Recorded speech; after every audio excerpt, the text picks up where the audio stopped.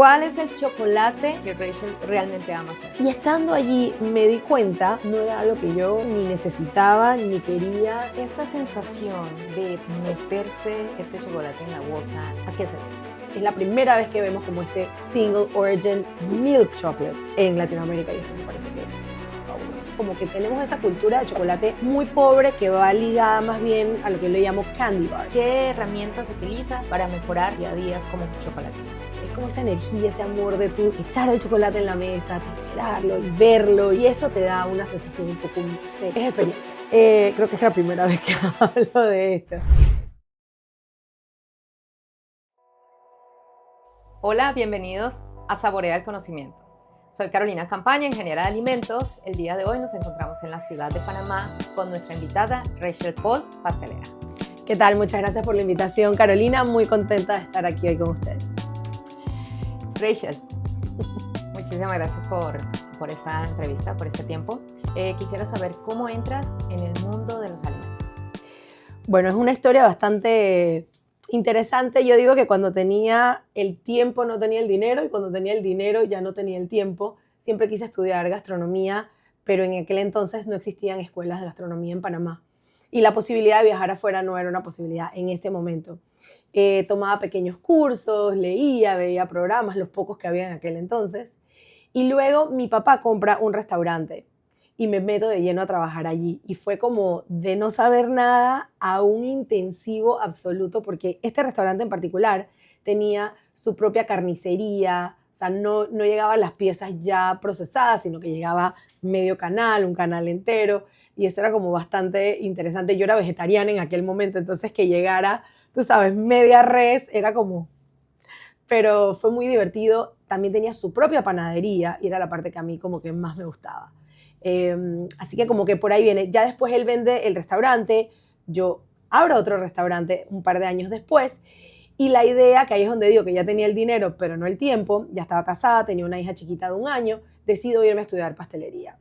Hice un programa bastante intenso y la idea de este programa era aprender panadería para poder hacer todos los panes y dulces del restaurante. Pero quedo enamorándome también de la chocolatería, que jamás lo vi como una opción.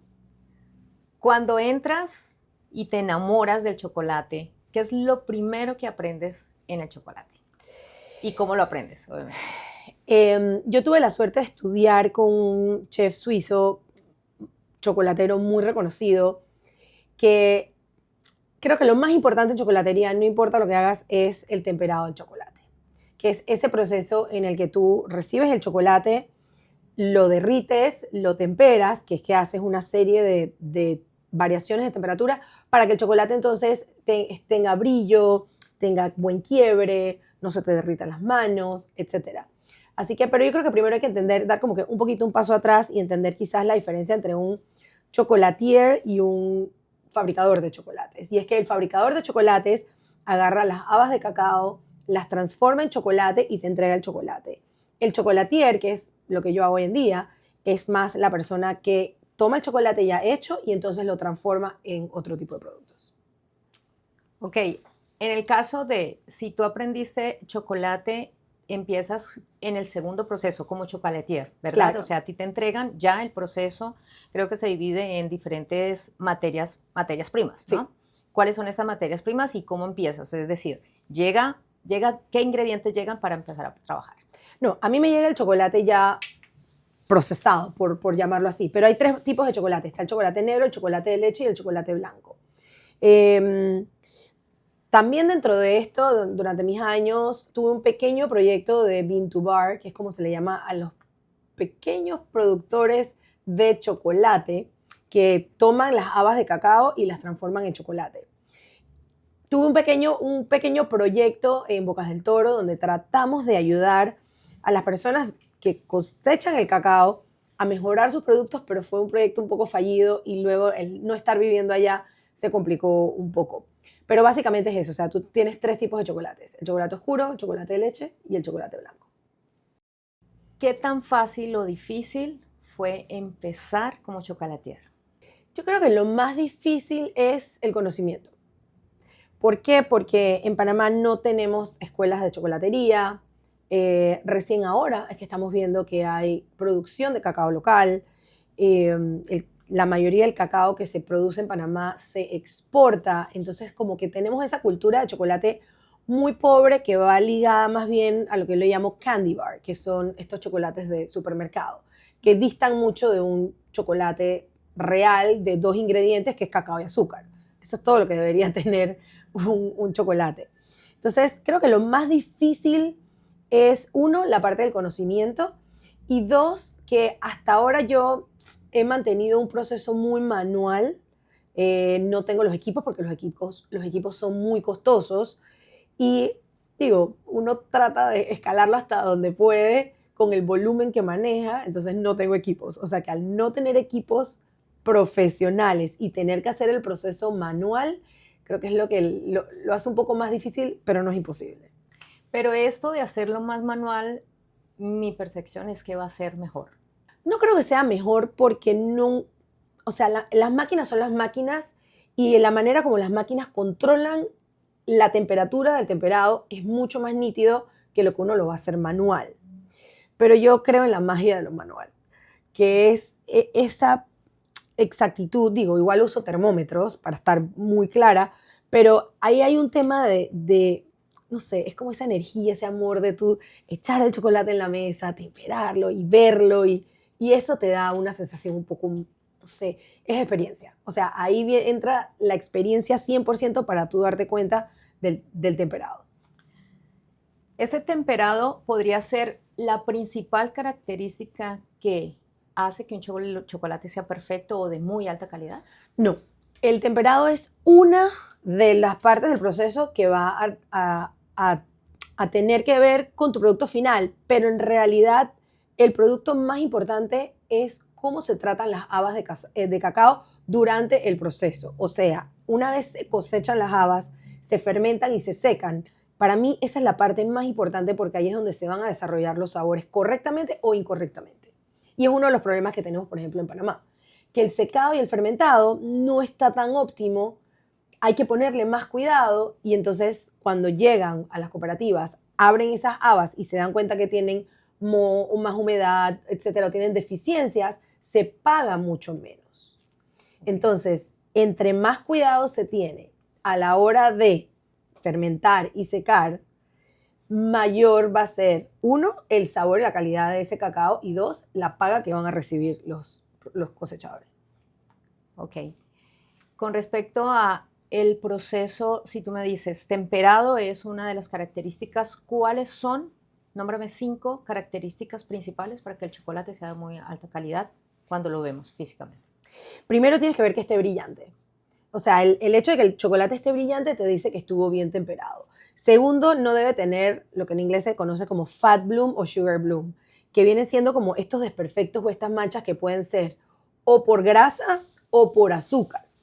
Tercero, cuando uno lo parte, tiene un snap, que es como un quebrado que suena. Imagínate que compras, yo digo, estos chocolates baratos que daban en los cumpleaños de chiquitos, que tú los muerdes y se te quedan pegados a los dientes porque o sea, tú los tratas de partir y es como si fuera una plastilina, una masilla.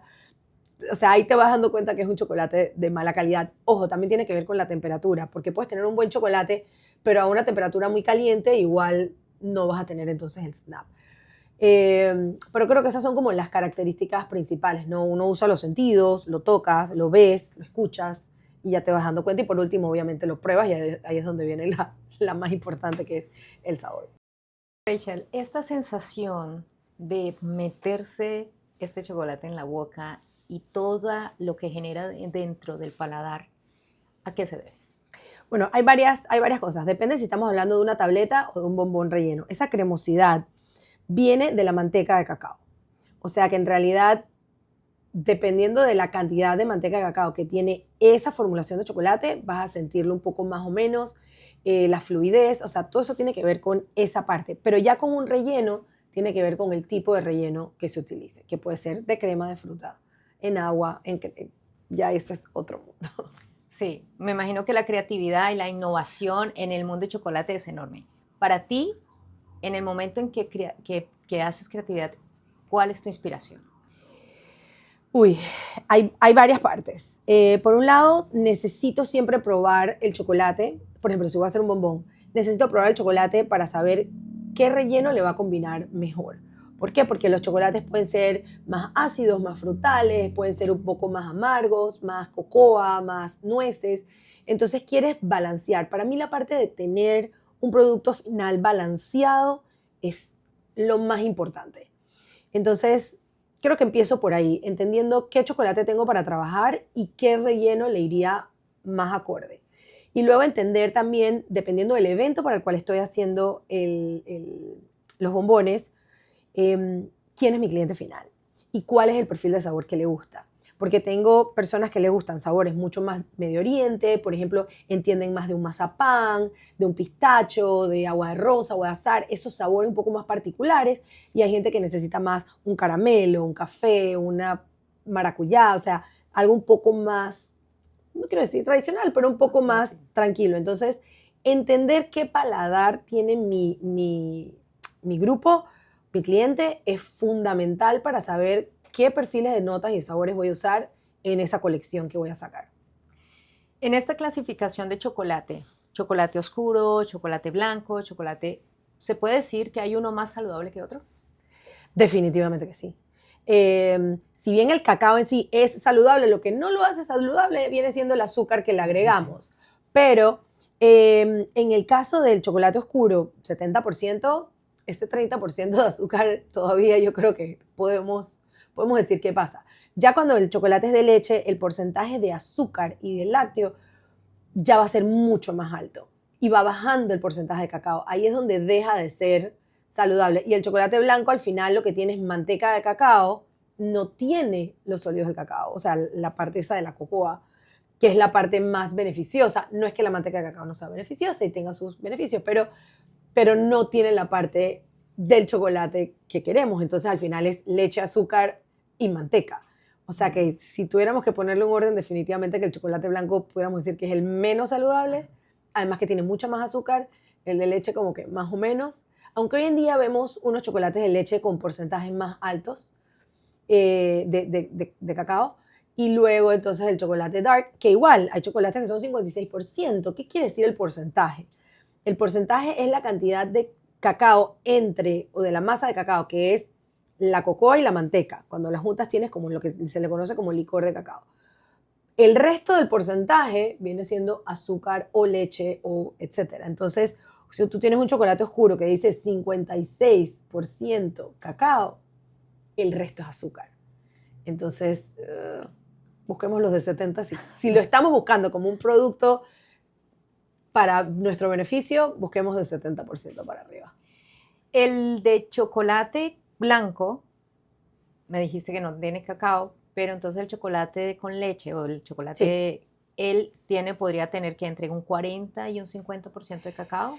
Difícil encontrar un chocolate de leche de 40%. Normalmente están en 35, más o menos, 33, 29.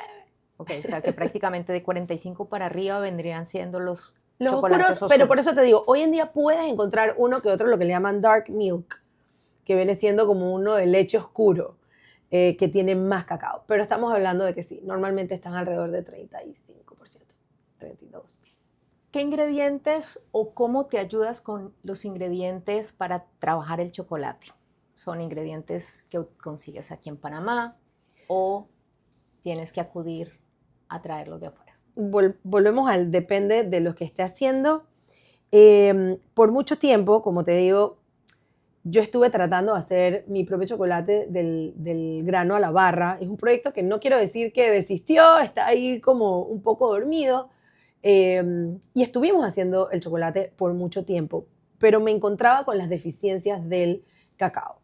Entonces, con uno de mis mentores, me decía, Rachel, al final tú tienes que escoger qué tú quieres. ¿Tú quieres trabajar con un cacao local solo porque es local, aunque no sea tan bueno?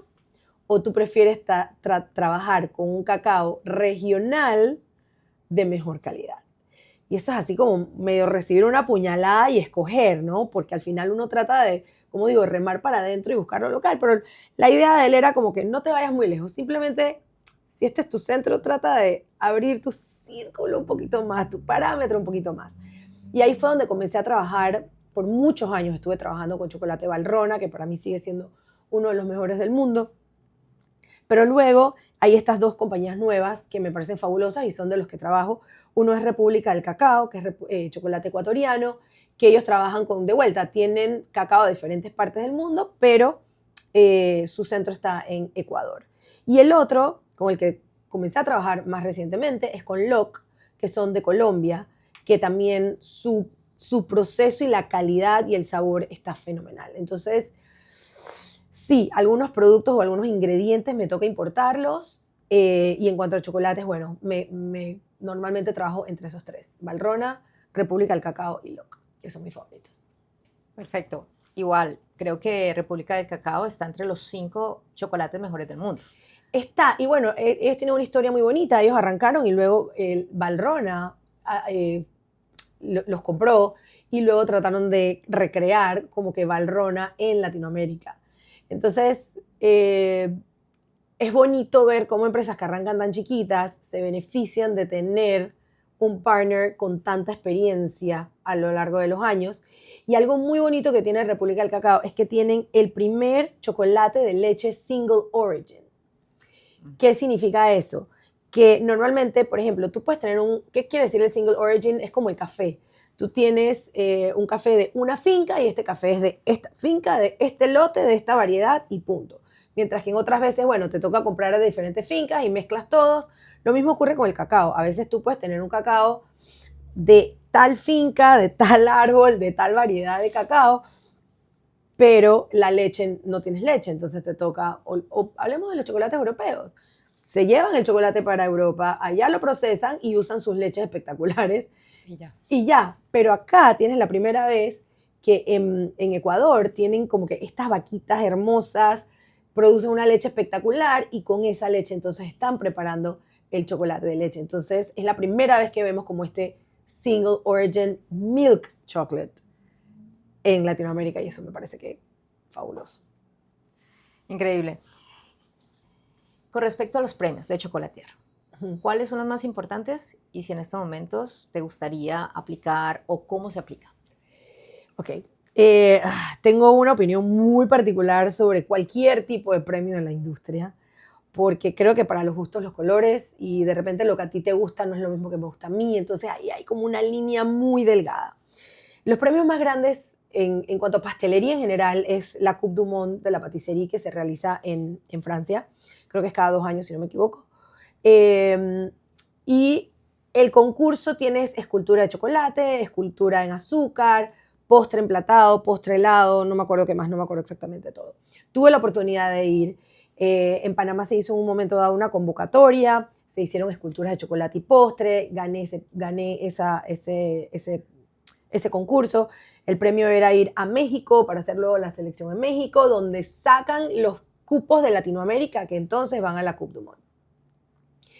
Fue un tema bastante complejo porque normalmente nosotros en Latinoamérica no nos creemos lo suficiente, no nos valoramos lo suficiente.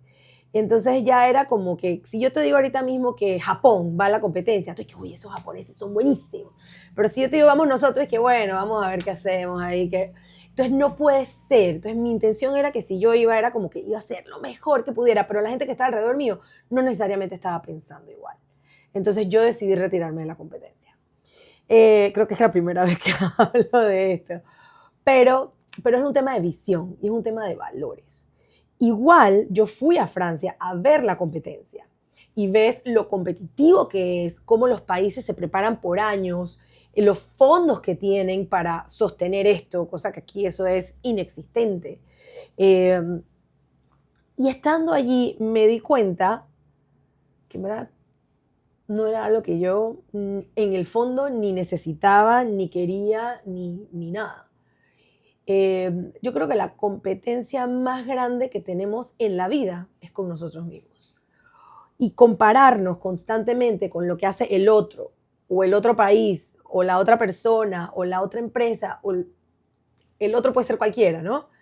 Solamente te lleva a sentirte o en algunos casos a sentirte mal contigo mismo o a sentirte bien haciendo que el otro se sienta mal. Entonces ninguna de las dos era buena, o sea, porque las dos vienen de energías que no son positivas. Entonces ahí fue donde yo me dije que, ¿sabes qué? No puede ser que yo tenga que ganar, o sea, para que yo gane el otro pierda, jaja, te gané. O el otro va a decir, jaja, te gané yo a ti. Y yo es que, espérate, esto no es como yo me quiero sentir. Ni aunque gane, me quiero sentir así. Entonces dije, entendí, no es que dije, entendí que la real competencia es contigo mismo, con tus limitaciones mentales, con tus limitaciones de todo lo que está dentro de ti. Y entonces ahí fue donde yo entendí que para ser mejor, lo único que tienes que hacer es mejor que tu evento anterior. Eso fue lo que yo dije. Ok, si yo hice estos chocolates en esta vuelta, me quedaron buenísimos, me quedaron mejores que la vez pasada. ¿Por qué? Porque ya me di cuenta que si le subo 1 grado a la manteca de cacao aquí, me va mejor acá. Porque me di cuenta que si me organizo mejor aquí, me va mejor acá. Y en el próximo evento veo qué aprendí del anterior. ¿Y qué aprendí del anterior? ¿Y qué aprendí? Entonces voy mejorando y soy mejor, pero soy mejor que yo misma. Y para mí eso, al final es eso, porque de eso se trata la vida. O sea, la vida entera está bien. Sí, así es. Con respecto a mejorar, ¿qué opciones tienes para seguir aprendiendo? Los alimentos no terminan de innovar y de todo. Entonces, ¿qué herramientas utilizas para mejorar día a día como chocolatier?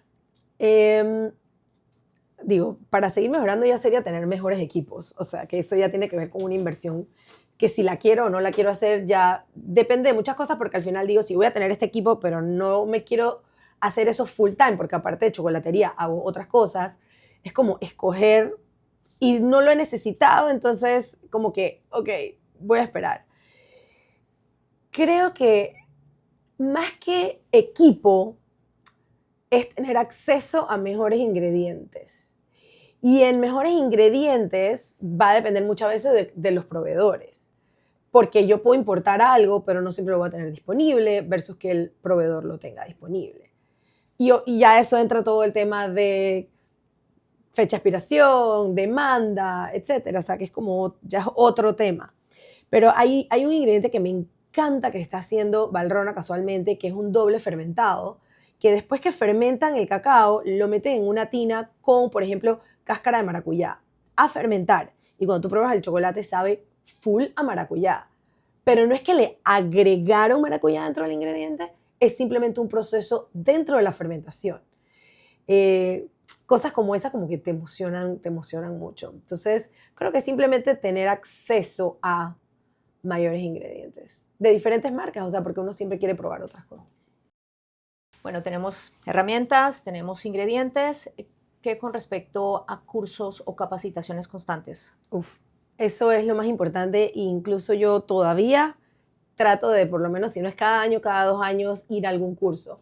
Siempre se aprende algo nuevo y cada maestro con su librito. Y yo pienso que todo el mundo tiene algo que enseñarte. Así sea una cosa, una bobada que te puede cambiar muchísimo. Hay muchos cursos online, que antes no teníamos eso, pero yo creo que hoy en día online uno aprende mucho. Yo he comprado muchos cursos en línea y aprendo pequeñas técnicas. Luego, cursos físicos, obviamente es costoso, tienes que viajar, etcétera, pero son mucho más inmersivos y aprendes haciendo, que no siempre se aprende viendo. O sea, viendo puedes aprender, pero cuando ya haces es como el segundo paso. Entonces, pienso que uno debe ir como en orden. Agarra cursos, o sea, si no has empezado, agarra cursos primero viendo cómo lo hace el otro y luego agarra un curso inmersivo donde puedas hacerlo. Hay cursos en Estados Unidos, en Europa, hay chefs que viajan a diferentes países también a dar cursos. Todo eso funciona. ¿Cuáles son las tendencias que ves en el mundo del chocolate? Bueno, te comentaba lo de la doble fermentación, me parece que eso es algo, no sé si es tendencia, pero es una innovación seguramente. Vemos mucho el tema de, en los que son bean to bar, del grano a la barra, vemos muchos los single origins, que es que el origen del cacao es de un solo sitio. Vemos mucho el tema de orgánicos. Y lo que más estoy viendo ahorita mismo es el tema de veganos. Chocolates de leche hechos con ya sea leche de coco, leche de avena, leche de otra cosa. Entonces, no a todo el mundo le gusta un chocolate amargo o un chocolate oscuro. Buscan bajarle un poco a esa intensidad, pero no necesariamente quieren que sea leche, sino que buscan algo que sea distinto, ya sea porque no lo consumen o porque son sus preferencias. Entonces, el ver cómo cada vez tienes más estos chocolates veganos con leches alternativas, me parece que también son muy interesantes. Teniendo en cuenta las limitaciones de Panamá, ¿qué Ujú. tan costoso es producir chocolate en Panamá? Volvemos al si estamos hablando del grano a la barra o si estamos hablando ya de un bombón o un producto procesado. El chocolate ha subido de precio muchísimo en los últimos años. El chocolate es un commodity, entonces está en la bolsa de valores y hay algo que rige los precios más allá de lo que nosotros quisiéramos. Entonces sí, es costoso, es muy costoso. Y es muy costoso también porque una vez tú haces el chocolate, tienes que mantenerlo en un lugar refrigerado o acondicionado, sobre todo si estás en un clima como el nuestro. Entonces, los peores enemigos del chocolate, ¿quiénes son? La luz y la temperatura y los olores. Pero el olor quizás lo puedes controlar, pero la temperatura, digo, te toca controlarla con cuartos fríos o aire acondicionado, etcétera, refrigerado, porque si no, ahí es donde viene el tema complicado del chocolate. O sea que aparte del costo per se del Ujú. chocolate, vienen muchos costos Costo de almacenamiento, o sea, adicionales. costo de almacenamiento es un costo alto porque necesitas electricidad, ya sea nevera, cuarto frío o aire acondicionado. Y la electricidad en Panamá particularmente es muy alta. O sea que sí, hacer chocolate en Panamá es costoso. Y en el caso de bombonería también es más costoso porque la crema de batir es muy cara por litro. O sea, estamos hablando de que en Panamá un litro de crema de batir está entre 8 y 10 dólares. No te baja de eso. El chocolate puede estar, depende qué compres, mejor calidad, peor calidad, puede estar entre 8 y 9 dólares la libra.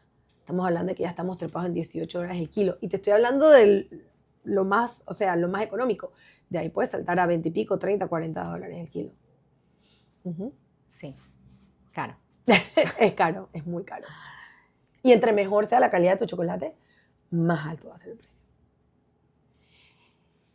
Si tú tuvieses que recomendar 3 chocolates, Uy, marca, ¿cuál sería? ya los dije. O sea, los que yo trabajo, Hechos, ¿no? O sea, sí, sí, sí, ya sí. hechos.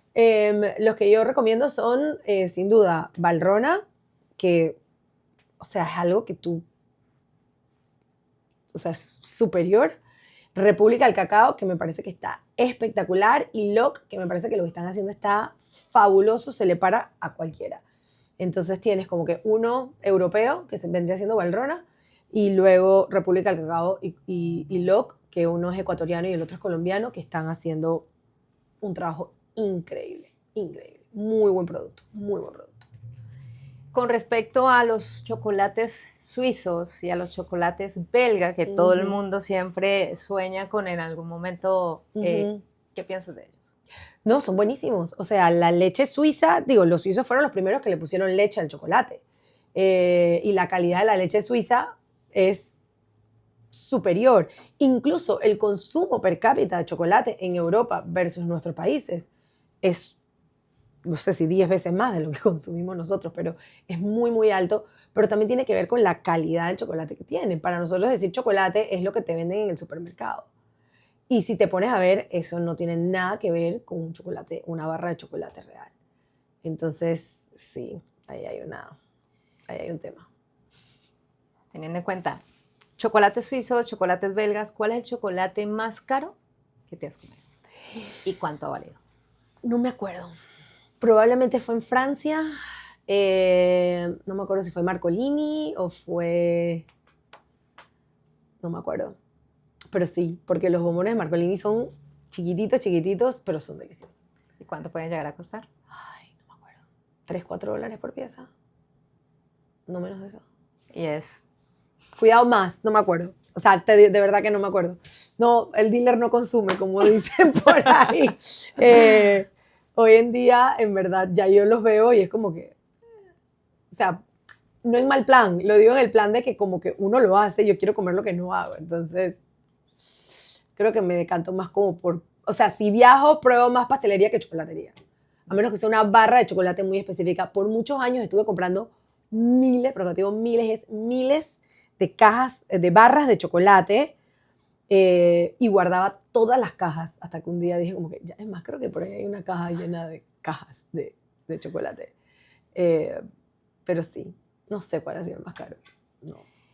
¿Y cuál es el chocolate que Rachel realmente ama hacer? Mi favorito, yo puedo cambiar toda la línea, o sea, toda la colección que yo haga para algo, pero hay uno que no se cambia y es el de caramelo salado con avellana.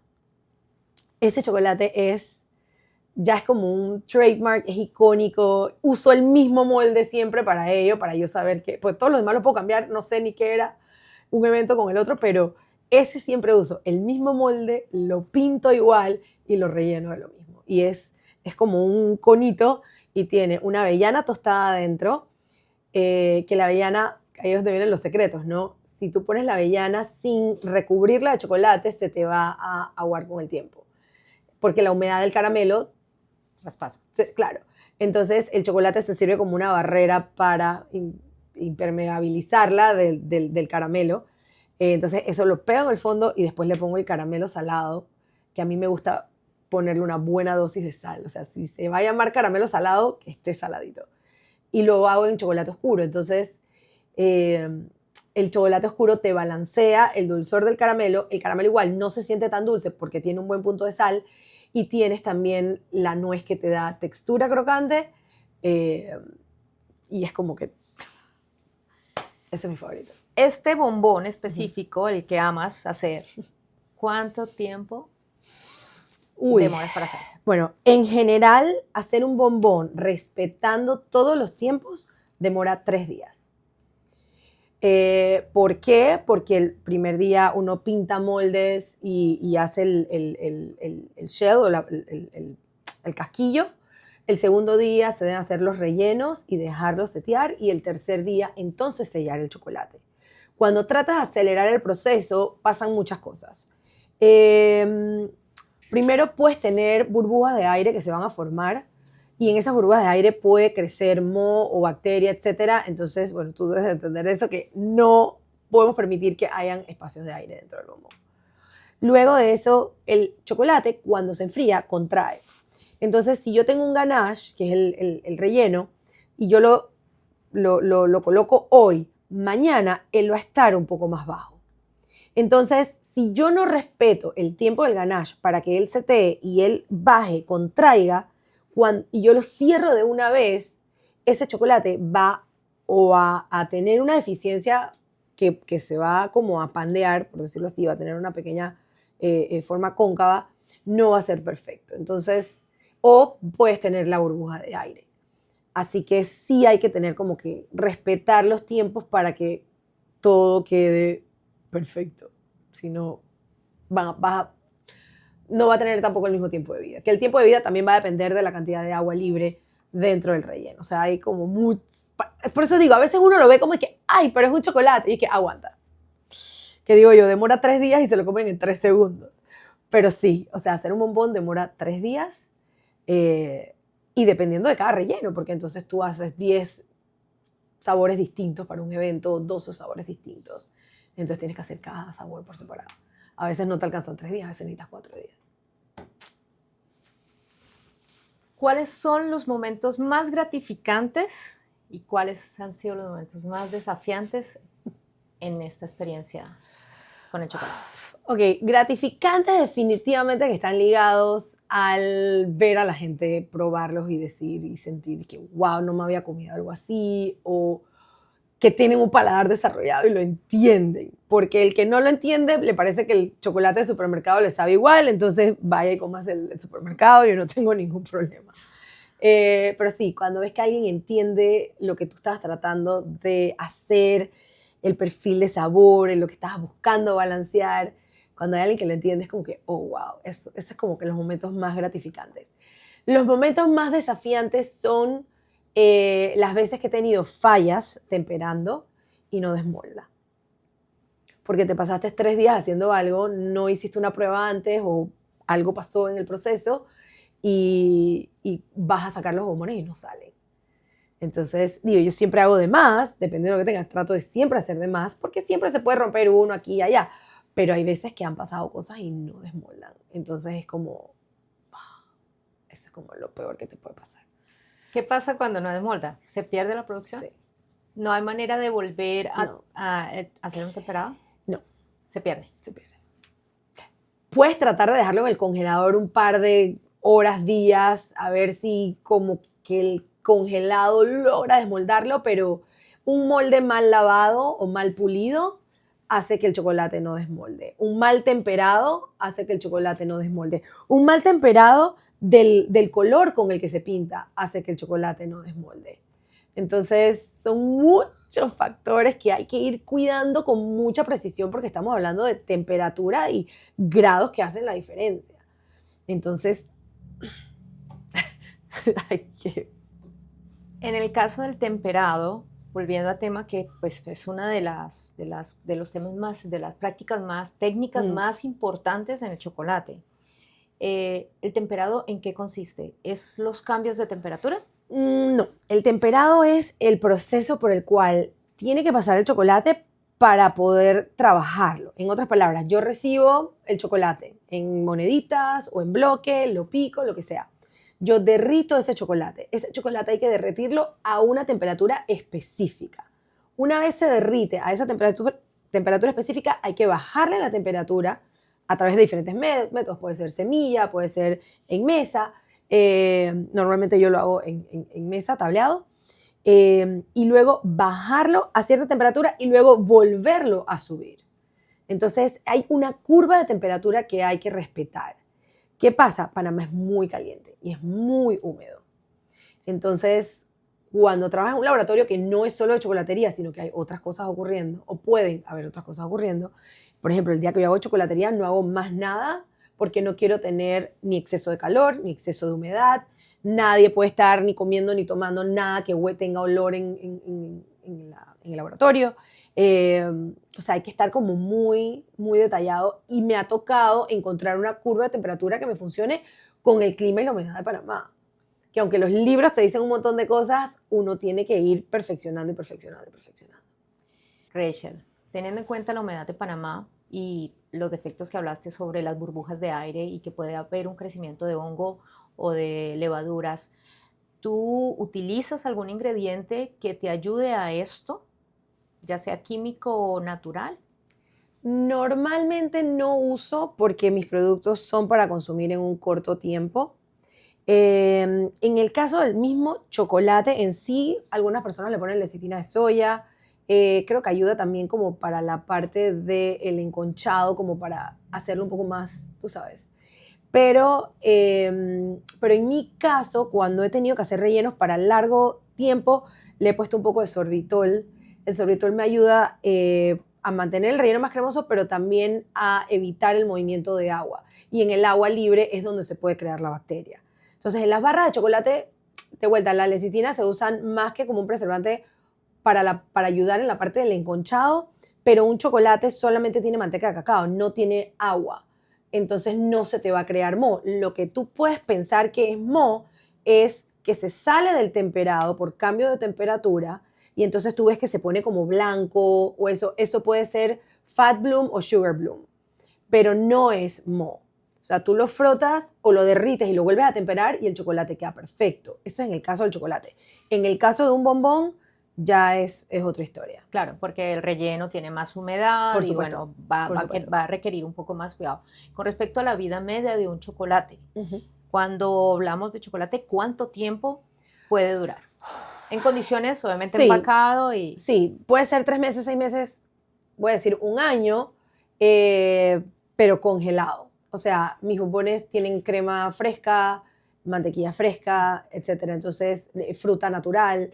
Entonces, yo mis bombones los mantengo congelados hasta el momento de de enviar o de servir.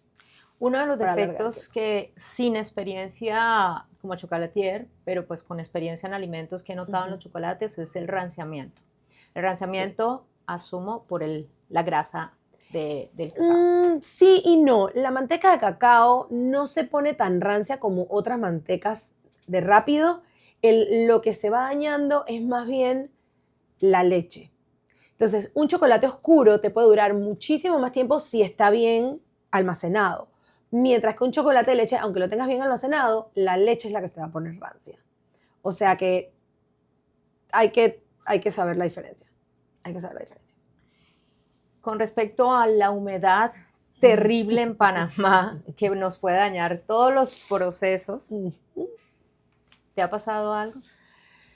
Sí, me ha pasado muchísimas cosas, pero creo que tengo una anécdota muy graciosa y es que cuando yo empecé a hacer panes en Panamá, nunca, tú sabes, uno hace la masa, la deja, se fermenta y luego la sigues trabajando. Y cuando me fui a estudiar, fue la primera vez que yo vi una cámara de fermentación, que es como si fuera un rack donde metes todas las bandejas y está a 80 grados de temperatura con una humedad de 80%, o sea, controlada la fermentación. Y yo nunca había visto eso en mi vida. Yo decía, es que, pero ¿por qué existe una cámara? ¿Para qué? Pero, ¿cómo así? Cámara de o sea, no podía entender. Hasta que, claro, entendí que en Panamá vivimos en una cámara de fermentación. Está a 80 grados todo el año con 80% de humedad o más. Y claro, tú haces una masa, la dejas afuera y en una hora, listo, eso ya está fermentado. Pero vete a Nueva York en el invierno y esa masa tiene que pasar 3 días allí a ver si se fermenta. Entonces, ahora entiendo por qué existen las cámaras de fermentación. Entonces, sí, ese momento fue como muy crucial en mi vida para entender que no todo el mundo vive en una cámara de fermentación y que tenemos el clima perfecto para fermentar pan, pero desastroso para todo lo demás. Bueno, pues, viéndole el lado bueno, tenemos que un gasto menos en la producción. Uno, Un gasto uno. menos en producción. Me encanta la innovación y es prácticamente ha sido mi herramienta de trabajo en muchos años. ¿Qué proyectos de innovación tienes a futuro, ya sea en tu vida o con tu trabajo como chocolatier? Bueno, no sé, yo siempre digo que a mí me encanta hacer proyectos gastronómicos. Eh, Siempre ando inventando algo nuevo y todo. El último con el que estoy, que este año también vamos a retomar, es el Pailón, que es un proyecto social gastronómico donde construimos una paila de casi 3 metros de diámetro y medio metro de alto. Y ahí hicimos el arroz con pollo más grande de Panamá, hicimos el super sancocho, hicimos un hojaldratón de 2 días, donde hicimos la hojaldra, que es una masa frita panameña. Eh, Hicimos 11.800 hojaldras, 11.883 hojaldras, eh, justo cuando era el regreso a clases para llevarle comida a los niños de escasos recursos. Y antes de esto, pues bueno, hicimos el patacón más grande del mundo para Record Guinness, que fue el que le dio pie pues a este proyecto social. Entonces, siempre me gusta estar en proyectos sociales, nunca descarto el tema del Bean to Bar, ayudando a las comunidades, sobre todo indígenas, que son las que tienen estas plantaciones de cacao, a mejorar sus técnicas para que puedan mejorar el cacao final que nos llega a nuestras manos y ellos puedan tener mejores ingresos. Porque el tema con el cacao es que han abandonado, muchas de estas comunidades han abandonado el cultivo de cacao para dedicarse a la palma, para hacer aceite de palma. Y la palma desgasta el suelo y luego no puedes cultivar más nada. Entonces es muy importante que volvamos a nuestras raíces, que podamos enseñarles a hacer los procesos correctamente para que puedan tener mejores ingresos y no abandonen los cultivos por algo que al final no le va a beneficiar ni a ellos ni a nuestra tierra. Así que sí, bueno, hay muchas cositas ahí. Vamos poco a poco. Y bueno, finalizando, ¿qué consejo le darías a alguien que está entrando en el mundo del chocolate? Edúquense. Edúquense y practiquen. Y practiquen y practiquen. El chocolate no es un medio barato para trabajar, no es un medio económico, pero se puede empezar de a poco. No tienen que comprar miles de kilos, sino de a poquito. La educación es lo más importante, porque con la educación va a venir la experiencia y con la experiencia va a venir ese desarrollo fácil, entre comillas, fácil para poder sacar productos interesantes. Y lo otro sería prueben.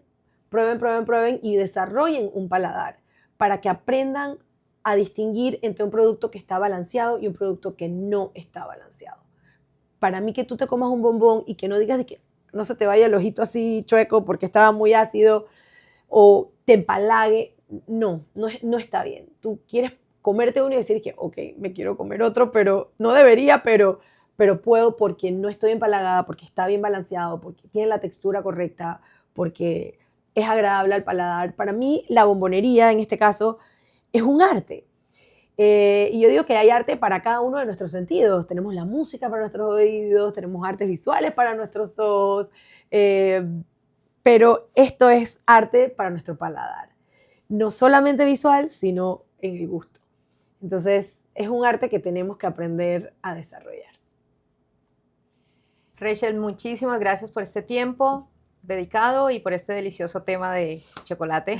Así que bueno, espero que estos chocolates sean para mí. Por supuesto, claro que sí.